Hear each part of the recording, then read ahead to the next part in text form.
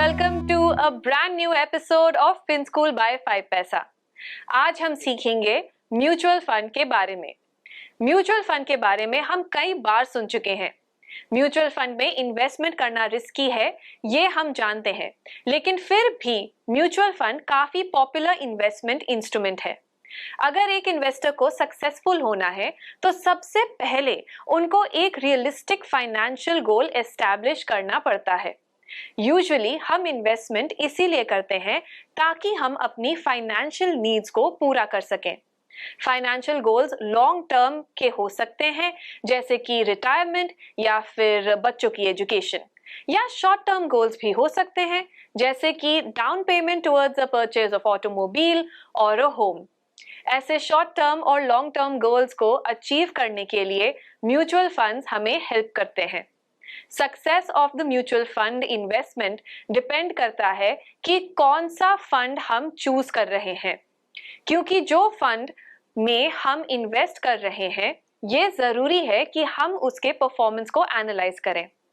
वो फंड में कौन से स्टॉक्स हैं, उसका फंड मैनेजर कौन है, उसका वेरियस सेक्टर्स में कितना कंसंट्रेशन है, ये सब एनालाइज करना इंपॉर्टेंट होता है। अगर फंड अच्छा परफॉर्म करेगा तभी तो इन्वेस्टर का फाइनेंशियल गोल मीट होगा। फाइनेंशियल गोल्स को अचीव करने के लिए few basic rules of investment को फॉलो करना जरूरी है। नंबर 1, इन्वेस्टमेंट को डाइवर्सिफाई करना, यानी कि डिफरेंट जगह पे पैसे डालना सो दैट एक जगह कंसंट्रेशन ना हो।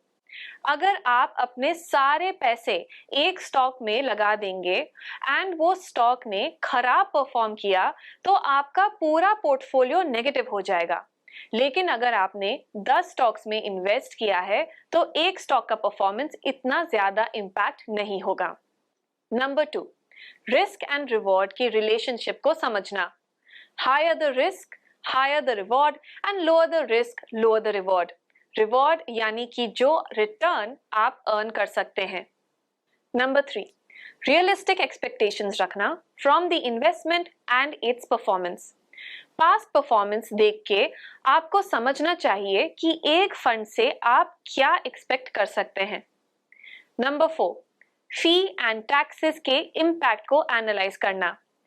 ये बहुत जरूरी होता है। अगर आपने ऐसे फंड में इन्वेस्ट किया है जो हायर फी चार्ज कर रहा है तो आपका ओवरऑल रिटर्न कम हो जाएगा। नंबर 5, इन्वेस्टमेंट की पास्ट परफॉर्मेंस हमेशा सही है ये जरूरी नहीं है।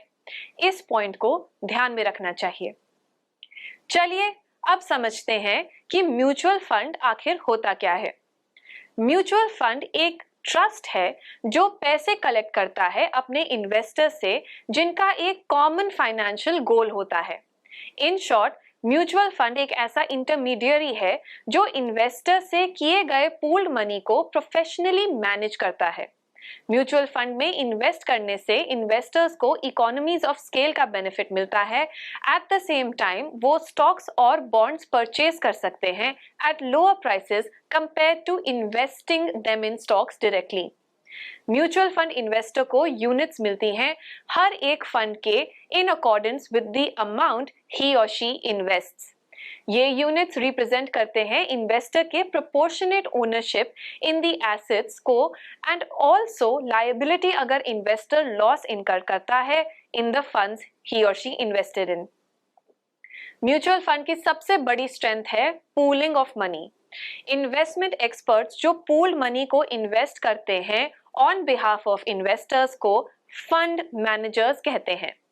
ये फंड मैनेजर्स डिसीजंस लेते हैं related to the selection of the securities and proportion of the investments to be made.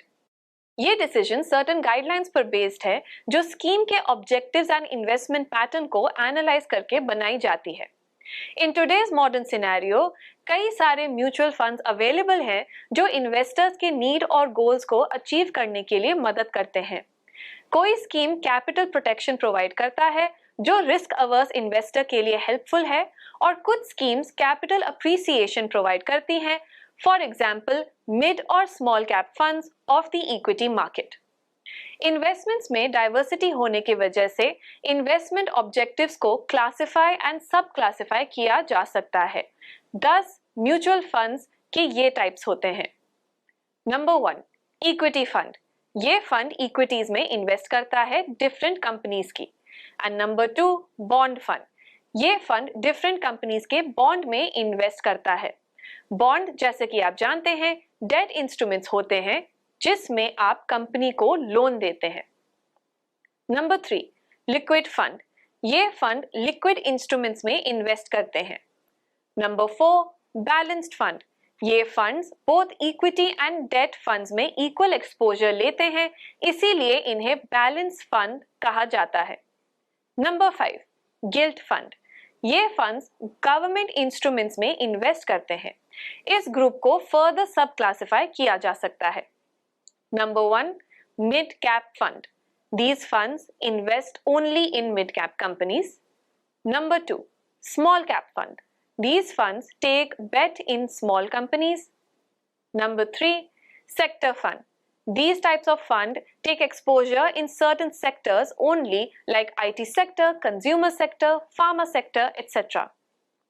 And number 4, index fund. These funds invest in various indexes. चलिए बढ़ते हैं अगले टॉपिक की तरफ, जो है डिफरेंट म्यूचुअल फंड्स एंड उसके फीचर्स। म्यूचुअल फंड्स के बेसिकली 3 टाइप्स होते हैं: stock, bond market and money market. Stock mutual funds generally listed होते हैं इंडियन स्टॉक एक्सचेंजेस पे। बॉन्ड म्यूचुअल फंड इन्वेस्ट करते हैं primarily in bonds. Money market mutual fund invest करते हैं मेनली शॉर्ट टर्म सिक्योरिटीज पर, जो गवर्नमेंट और उनकी agencies, companies and state and local governments issue करती हैं। म्यूचुअल फंड के केसेस में risk and reward generally mutual fund investments के साथ ही मिलते हैं। Different types of mutual fund and उनकी कैटेगरीज हम इस पिक्चर के साथ समझेंगे। अब इस डायग्राम से हमें पता चलता है कि money market funds lower risk and lower returns provide करते हैं। जो इन्वेस्टर मॉडरेट रिस्क लेना पसंद करता है, उनके लिए ये सारे फंड्स हैं। Number 1, short and immediate term bond funds. Number 2, long term bond funds. Number 3, balanced funds. And number 4, growth and income stock funds. And number 5, growth funds. और जो इन्वेस्टर बहुत अग्रेसिव होते हैं और रिस्क लेना पसंद करते हैं, वो इन्वेस्टर्स अग्रेसिव ग्रोथ फंड में इन्वेस्ट करते हैं। अब हम डिस्कस करेंगे सबसे इंपॉर्टेंट टॉपिक, जो है म्यूचुअल फंड्स में इन्वेस्टमेंट क्यों करना चाहिए। म्यूचुअल फंड सेविंग्स को सिंप्लीफाई करते हैं एंड अफोर्डेबल बनाते हैं। म्यूचुअल फंड के एडवांटेजेस ये हैं कि म्यूचुअल फंड को प्रोफेशनल मैनेज करते हैं। फंड डाइवर्सिफाइड होता है, इसमें लिक्विडिटी होती है, अफोर्डेबल होते हैं एंड कन्वीनियंट होते हैं फॉर रिकॉर्डिंग इट। चलिए इस एडवांटेज को डिटेल में समझते हैं। Number 1, professional management. Irrespective of market conditions, mutual funds को मैनेज करने के professional and experts full time available होते हैं, जो करेक्ट डिसीजन लेने में हमारी मदद करते हैं।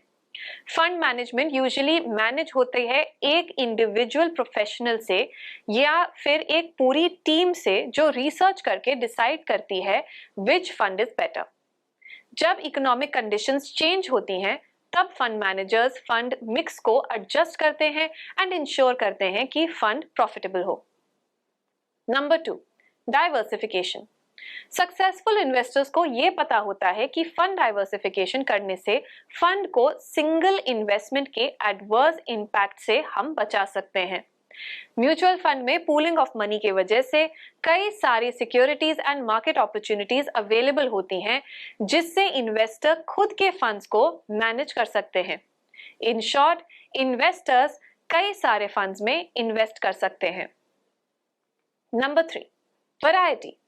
Stock, bond and money market में ही कई सारे ऑप्शंस होते हैं, जिसमें इन्वेस्टर्स चूज कर सकते हैं कि उनको किस फंड में इन्वेस्ट करना है। Number 4, low cost. Mutual funds में usually dozens of stocks and securities available होती हैं, जैसे कि stocks and bonds. Mutual fund manage करने वाले कई सारी कंपनीज हैं और हाई कंपटीशन की वजह से ये कंपनीज अपने कस्टमर्स को लो कॉस्ट में फंड्स बेचती हैं।